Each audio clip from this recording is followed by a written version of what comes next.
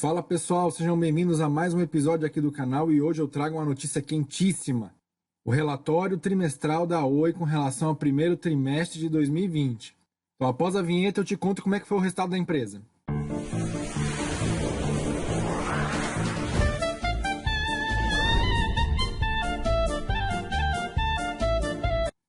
Mas antes, só para lembrar, né? As informações e materiais disponibilizados neste canal não sugerem qualquer tipo de recomendação, indicação e ou aconselhamento para investimento e a tomada de decisão é de única e exclusiva responsabilidade do investidor. Também passo para agradecer os mais de 325 inscritos no canal e se você ainda não é inscrito, por favor, deixe o seu like e se inscreva no canal. Bom, vamos lá. Primeiro eu vou mostrar aqui a parte bonitinha que a empresa sempre mostra logo no começo do seu release operacional. Então a Oi chegou a 1 milhão de clientes na fibra, 97 mil novas casas conectadas somente no mês de abril, o que representa um crescimento anual de receita da fibra em 701%.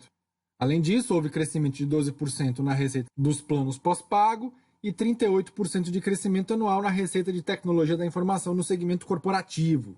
A Oi pegou 2,5 bilhões de reais em um empréstimo ponte que ela realizou no começo do ano, além do financiamento de $1 bilhão aí da venda da Unitel lá em janeiro. Mas vamos aos dados, tá? Com relação à receita líquida total da empresa, com relação tanto ao primeiro trimestre do ano passado quanto ao último trimestre de 2019, houve redução. Neste primeiro trimestre de 2020, a Oi teve uma receita líquida total de 4,7 bilhões. A sua EBITDA de rotina ficou em 1,5 bilhões, uma queda de 5,8% no ano contra ano, mas em comparação aos trimestres houve um aumento de 8,4%. No resultado geral, a Oi apresentou no primeiro trimestre de 2020 um prejuízo líquido atribuído aos acionistas e controladores de 6,2 bilhões, um aumento de 1.204% no ano contra ano. A dívida líquida da empresa aumentou 13,8% com relação ao último trimestre, chegando a 18,13 bilhões. O caixa que ela tem disponível é de 6,3 bilhões e a empresa segue investindo portanto o CAPEX ainda é elevado, de 1,7, quase 1,8 bilhões. Vamos destrinchar um pouco mais esses resultados. Com relação às receitas, nós temos que as unidades geradoras de receitas que apresentaram uma maior relevância foram a mobilidade pessoal, com 33,94 milhões, mais de 50% de toda a receita recebida pela empresa, e de uma forma geral, houve uma queda nas receitas tanto de residencial, B2B, telefones públicos, que de certo modo era esperado pela companhia, uma vez que ela afirma que por conta do isolamento social e o trabalho em home office, a demanda por voz foi reduzida, em contrapartida, a demanda por dados foi amplamente elevada. De uma forma geral, com relação à receita líquida total dessas unidades geradoras, teve um decréscimo de 3,3% comparando os últimos trimestres, tendo a receita líquida de serviços ficando em 4,6 bilhões, a receita líquida de clientes em 4,5 bilhões, o que gerou um EBITDA de rotina de 1,4 bilhões, um aumento de 2% com relação ao último trimestre de 2019. E isso impactou na margem EBITDA de rotina, que teve o valor de 31,5%, um aumento de 1,6 pontos percentual com relação ao último trimestre do ano passado. Com relação à receita líquida consolidada, houve redução tanto no ano contra ano quanto com relação ao último trimestre de 2019, onde o maior impacto foi observado nas receitas de mobilidade pessoal, que caiu 4,2% com relação ao último trimestre, mas de uma forma geral todas as receitas foram reduzidas neste período. No segmento residencial, a receita líquida saiu de 1,7 bilhões no quarto trimestre de 2019 para 1,6 bilhões no primeiro trimestre de 2020, que representa uma queda de 4%. Essa queda foi mais sentida, como já falado anteriormente, no segmento de cobre, com redução de 10%, sobretudo no quesito de voz fixa, que apresentou 11% de decréscimo. Só que nós podemos observar que a receita líquida residencial com fibra saltou de 124 milhões no quarto trimestre de 2019 para 194 milhões nesse último trimestre, um aumento de 56,8%. E se compararmos o resultado da fibra lá no primeiro trimestre de 2019, houve um aumento de 711%. Portanto, quando falamos da Oi, nós temos que começar a pensar nela já como uma empresa de dados, como uma empresa de fibra, porque é nisso que ela está se tornando e muito provavelmente ela vai se desvencilhar de outras operações que a companhia opera, como a rede móvel, para focar somente nesse tipo de serviço. O número de casas conectadas, como você pode ver aqui embaixo, aumentou de 632 para 889 no trimestres, comparação aí ano contra ano, o que corresponde ao aumento de 40,6%. E se compararmos o começo do ano de 2019, esse aumento é de 565%. Com relação ao segmento B2B, ou seja, a Oi prestando serviços para outras empresas no segmento corporativo, nós também tivemos uma redução da receita líquida de 1,2% com relação ao último trimestre do ano de 2019, e especificamente no segmento de corporação, houve uma redução de 4,4% nessa receita, sobretudo no serviço de dados. No serviço de tecnologia da informação, houve um aumento de quase 10%. No atacado, houve um aumento de 11% nas receitas, saindo de 246 para 274 milhões. E nas pequenas empresas, houve um aumento de 30% na demanda por fibra, mostrando a capilaridade desse serviço tanto para pequenas e médias empresas. Com relação à composição dos custos de despesas operacionais de rotina, a Oi teve uma queda de 5,6% com relação ao último trimestre de 2019, sendo notada aí a maior redução das despesas com pessoal, algo em torno de 15%, interconexão 18% e custos de aparelhos e outros 40%.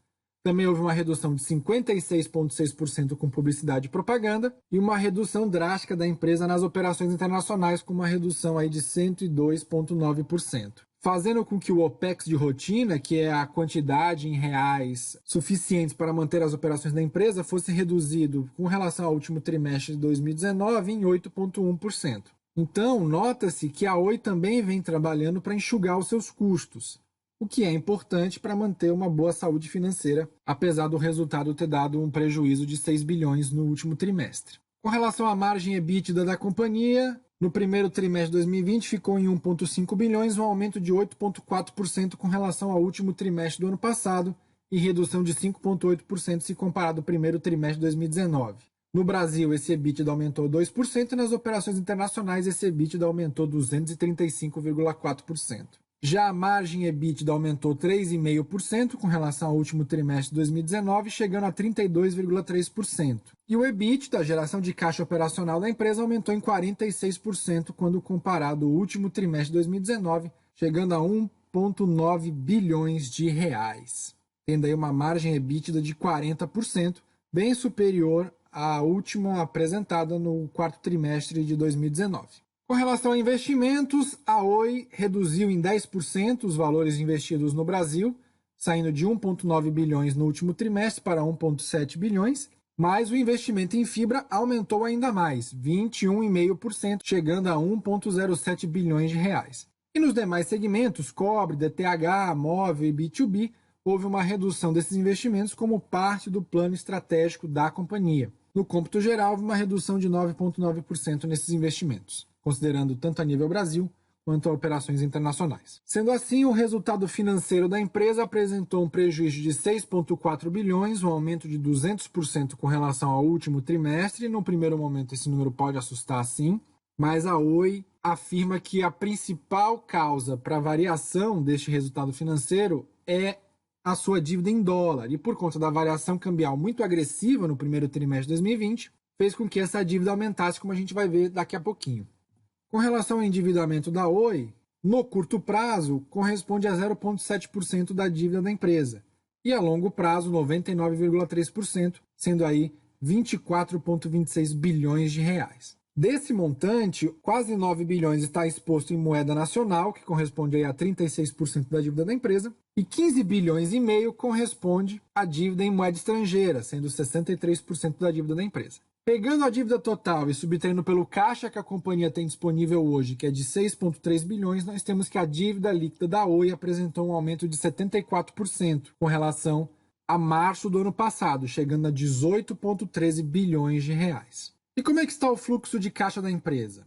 Bom, o caixa aumentou em 4 bilhões. O que é que gerou positivamente aí? O EBITDA de rotina, que somou aí 1,4 bilhões. Depois nós tivemos algumas deduções fiscais. O CAPEX, 1,7 bilhões. Então nós podemos ver que a Oi continua investindo fortemente nas suas operações. Recebeu uma quantia em depósitos judiciais e impostos, financiamento de operações, pegou um empréstimo ponte de 2,4 bilhões, pagou 800 milhões aos credores e teve uma geração de caixa positiva através de vendas de ativos não-core de 3,3 bilhões, chegando no caixa final da companhia em março de 2020 de 6,3 bilhões. Você pode ver aí do lado que algumas receitas foram da venda de 1 bilhão da Unitel, 3,1 bilhões em créditos fiscais de PIS e COFINS, 2,5 bilhões, como já dito, do empréstimo ponte e 121 milhões de vendas de imóveis. E a companhia ainda afirma que no segundo semestre de 2020 as torres móveis da Datacenter serão vendidos, bem como outros imóveis que a companhia detém. Com relação à dívida, em dezembro de 2019 ela era de 18 bilhões, aumentou mais 468 milhões por conta de juros e aumentou mais 3,3 bilhões com relação à variação cambial. Também foi elevada em mais 2,4 bilhões por conta do empréstimo ponte, de modo que a dívida bruta da empresa chegou a 24,4 bilhões. Só que essa dívida é uma dívida de longo prazo, então ela pode ser administrável com base na melhora do desempenho operacional da empresa, com base nos resultados da fibra. E a companhia também informou que fez uma política de hedge com relação à dívida de curto prazo, com o fluxo de caixa vindo da venda da Unitel, que foi em dólar. Bom, vamos mostrar aqui agora alguns números da fibra, né? O que é que está acontecendo com o mercado de fibra da Oi? Nós podemos notar aí que com relação ao primeiro trimestre de 2019 para o primeiro trimestre de 2020, houve um aumento de 239% no número de casas passadas. E o primeiro trimestre ele termina em março, né? E já em abril houve um aumento de 361 casas, chegando aí a 5.986 residências. O número de casas conectadas com relação ao primeiro trimestre de 2019 para o primeiro trimestre de 2020 aumentou 551%, e já de março para abril esse valor aumentou aí, chegando a 17,4%. As receitas da Oi com fibra aumentaram 701% com relação ao primeiro trimestre de 2019, saindo de 26 milhões para 205 milhões, e um aumento expressivo também se considerarmos o último trimestre. E a ARPU, que é o valor médio aí que a Oi capta através de cada cliente da fibra, chegou a R$ 84,5, um aumento de 16,8%. Conforme já esperado e explicado pela companhia no resultado consolidado do ano 2019, esperava-se aí uma redução da receita de voz com cobre, reduziu 27,6%. Com relação à banda larga vinda do cobre, também uma redução de 22,9%. Na receita de TV houve uma redução de 6,4%. E a Oi faz um adendo: o crescimento da receita anual de fibra, que foi 170 milhões, mais do que compensa a queda das receitas da banda larga de cobre, que foi de 121 milhões, e da TV, que foi 27 milhões, sendo elas combinadas de 148 milhões de queda de receitas, e as fibras já superam essa queda. Então talvez a transformação da empresa possa vir um pouco mais rápido do que se imagina. Com relação à receita do residencial, as fibras, que no primeiro trimestre de 2019 correspondiam a 1,3% das receitas, hoje já chegam a quase 12%, um aumento aí de 712% na participação das receitas da empresa. Com relação à base de clientes, aumentou em 20% com relação ao primeiro trimestre de 2019. No segmento pós-pago, o número de desconexões chegou a 12,5%, sendo agora o pós-pago a principal fonte de receitas da Oi com relação à telefonia móvel, né? A receita de clientes aumentou em 2,5%, e com relação ao market share, a Oi saltou de 10,8% para 12,1%, aumentando aí a sua participação no mercado. Com relação ao corporativo, a Oi lançou o programa Oi Soluções, que é um Smart Office 4.0, com tecnologia de nuvem e data center. E nisso ela pode competir com diversos outros servidores e operadores menor nos estados, podendo ganhar uma receita considerável aí, retirando esses concorrentes do mercado. Então a receita de TI, que no primeiro trimestre de 2019 era responsável por 12% nesse quesito, agora é 18%, e o valor em milhões aumentou em 38%, saltando de 100 milhões para 138 milhões. Então a receita do atacado aumentou em 6,9%, e na receita B2B, nós podemos perceber que a Oi também teve um aumento aí de 6,9%, o que corresponde ao aumento de 18 milhões, saindo de 256 para 274 milhões. Com relação ao CAPEX da companhia, ela segue investindo fortemente. No primeiro trimestre de 2020, então, 60% de tudo que foi investido na Oi foi para fibra. Dessa forma, a Oi tenta ganhar mais capilaridade para alavancar a estratégia em fibra para todas as regiões do país, chegando já a 10 cidades do Norte, 21 cidades do Nordeste, 41 cidades do Sudeste, 29 cidades do Sul e 11 cidades do Centro-Oeste, chegando aí em 112 cidades no final do primeiro trimestre de 2020, com um total de 54,9 milhões de casas passadas, que corresponde a 388 mil quilômetros de fibras.